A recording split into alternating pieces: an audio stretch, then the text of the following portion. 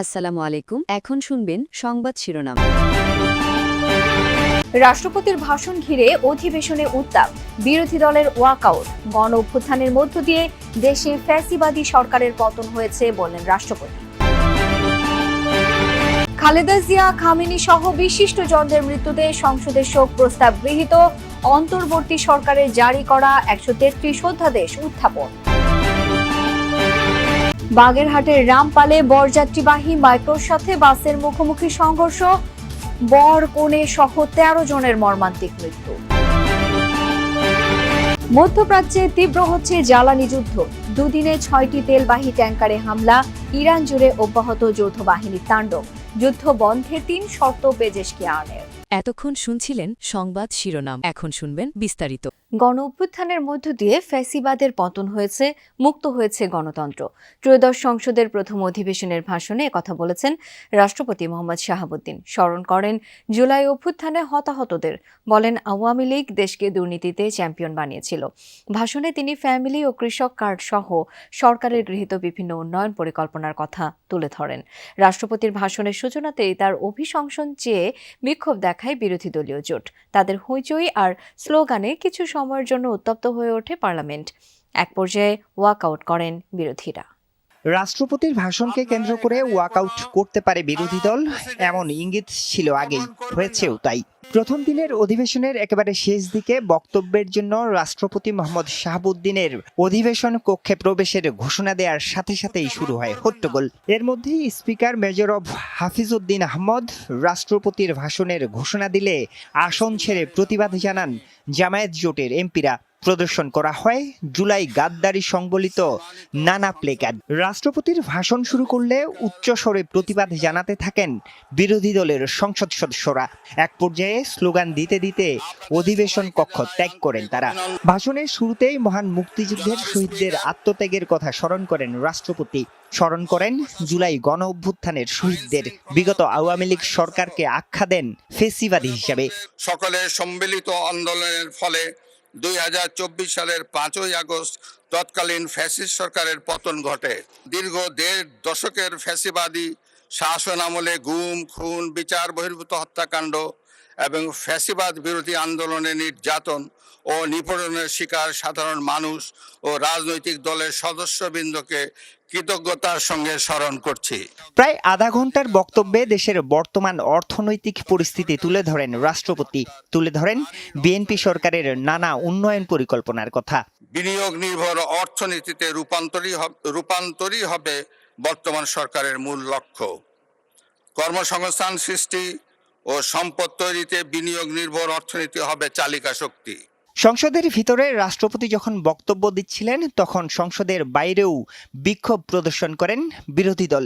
এ সময় ওয়াকআউটের 3 কারণ জানান বিরোধী দলীয় নেতা ডাক্তার শফিকুর রহমান। এদিন ওয়াকআউট করলেও রোববারের অধিবেশনে বিরোধী দল যোগ দেবে বলে আশা সরকার দলের এমপিদের। সংসদ শুধু ক্ষমতার মঞ্চ নয়, জবাবদিহিতা ও জন আকাঙ্ক্ষা প্রতিফলনের জায়গা। বিশিষ্টজনরা বলছেন 24-এর গণ অভ্যুত্থান পরবর্তী যে জন আকাঙ্ক্ষা তৈরি হয়েছে তা পূরণে সরকার কাজ করবে। আর বিরোধী দল আগের মতো শুধু স্তুতি গাওয়া নয়, সংসদকে কার্যকর করতে রাখবে ভূমিকা। ত্রয়োদশ জাতীয় সংসদের প্রথম অধিবেশনে সাবেক প্রধানমন্ত্রী ও বিএনপি চেয়ারপারসন বেগম খালেদা জিয়া সহ প্রয়াত 31 জন সংসদ সদস্য ও জুলাই যোদ্ধাদের নামে শোক প্রস্তাব গ্রহণ করা হয়েছে। এছাড়া শোক প্রস্তাবে ভারতের সাবেক প্রধানমন্ত্রী মনমোহন সিং, ইরানের সর্বোচ্চ ধর্মীয় নেতা আয়াতুল্লাহ খামেনি সহ দেশি বিদেশি বিশিষ্টজনের নামও অন্তর্ভুক্ত করা হয়। স্পিকার শোক প্রস্তাব উত্থাপন করলে সর্বসম্মতভাবে তা গ্রহণ করেন সংসদ সদস্যরা। শপথ নেয়ার পর সংসদ অধিবেশন পরিচালনা করেন স্পিকার হাফিজউদ্দিন আহমেদ। শুরুতে সাবেক প্রধানমন্ত্রী খালেদা জিয়া, সাবেক সংসদ উপনেতা ও আওয়ামী লীগের সাবেক মন্ত্রী মতিয়া চৌধুরী ও সাবেক রাষ্ট্রপতি ডাক্তার AQM বদরুদ্দোজা চৌধুরী সহ 31 জন সংসদ সদস্যের প্রয়াণে শোক প্রস্তাব উত্থাপন করেন তিনি।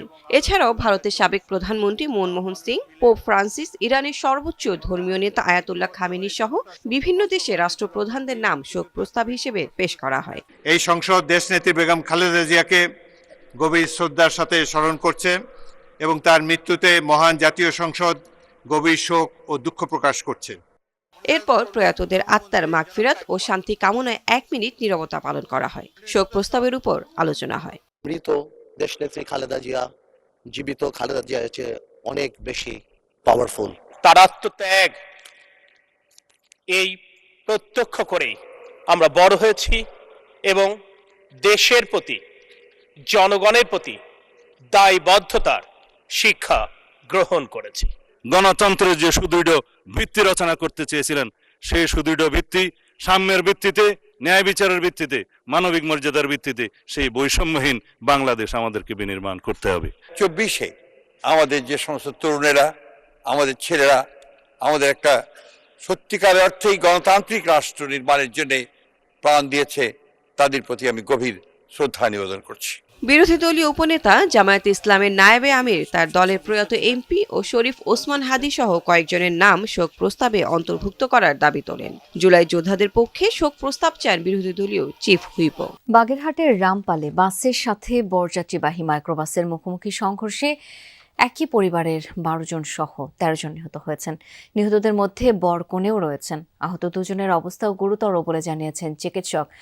বিকেলে মোংলার বাবুবাড়ি এলাকায় ভয়াবহ এই দুর্ঘটনা ঘটে। মরদেহগুলো রাখা হয়েছে খুলনা মেডিকেল ও মোংলা স্বাস্থ্য কমপ্লেক্সে। বিয়ে শেষে কনেকে নিয়ে বাড়ি ফিরছিল বরপক্ষ, কিন্তু পথে বাসের সাথে মাইক্রোবাসের সংঘর্ষে মুহূর্তেই আনন্দযাত্রা পরিণত হলো শোকে। না ফেরার দেশে পাড়ি জমালেন একই পরিবারের 12 জন সদস্য সহ 13 জন। পুলিশ জানায় খুলনার কয়রায় মিতু ও সাব্বির হোসেনের পারিবারিকভাবে বিয়ে সম্পন্ন হয়। পরে কনেকে নিয়ে মোংলায় বাড়ির উদ্দেশ্যে রওনা হয় বরপক্ষের লোকজন। বিকেলে রামপালে খুলনা মোংলা মহাসড়কের বাবুরবাড়ি এলাকায় পৌঁছালে নিয়ন্ত্রণ হারান মাইক্রোবাসের চালক। এ সময় বিপরীত দিক থেকে আসা নৌবাহিনীর একটি বাসের সাথে সংঘর্ষ হয়। এতে ঘটনাস্থলেই মৃত্যু হয় 4 জনের। আহতদের উদ্ধার করে রামপাল স্বাস্থ্যকেন্দ্র এবং খুলনা মেডিকেলে নেওয়া হলে আরও 11 জনকে মৃত ঘোষণা করেন চিকিৎসক। এছাড়া আহত 2 জন খুলনা মেডিকেলে চিকিৎসাধীন রয়েছে। দুর্ঘটনার খবর পৌঁছালে বর ও কনে পক্ষের এলাকায় নেমে আসে শোকের ছায়া। মধ্যপ্রাচ্যের যুদ্ধ পুরো দমে রূপ নিয়েছে জ্বালানি যুদ্ধে। তেলবাহী ট্যাঙ্কার ও জ্বালানি স্থাপনায় হামলার মাত্রা বাড়িয়েছে ইরান।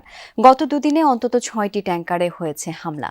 ইসরায়েলকে লক্ষ্য করে পাল্টা হামলা অব্যাহত রেখেছে তেহরান। তাণ্ডব থামেনি যুক্তরাষ্ট্র ইসরায়েল যৌথ বাহিনীর।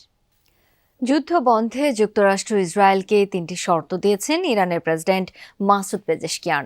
তার দাবি স্বীকৃতি দিতে হবে তেহরানের বৈধ অধিকারকে, অর্থাৎ শান্তিপূর্ণ পরমাণু কর্মসূচি পরিচালনার বিষয়ে ইঙ্গিত দিয়েছেন তিনি।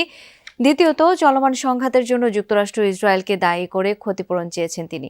সবশেষে ভবিষ্যতের আগ্রাসন হবে না এমন শক্তিশালী আন্তর্জাতিক নিশ্চয়তা চেয়েছেন ইরানের প্রেসিডেন্ট। রাশিয়া ও পাকিস্তানের নেতাদের সাথে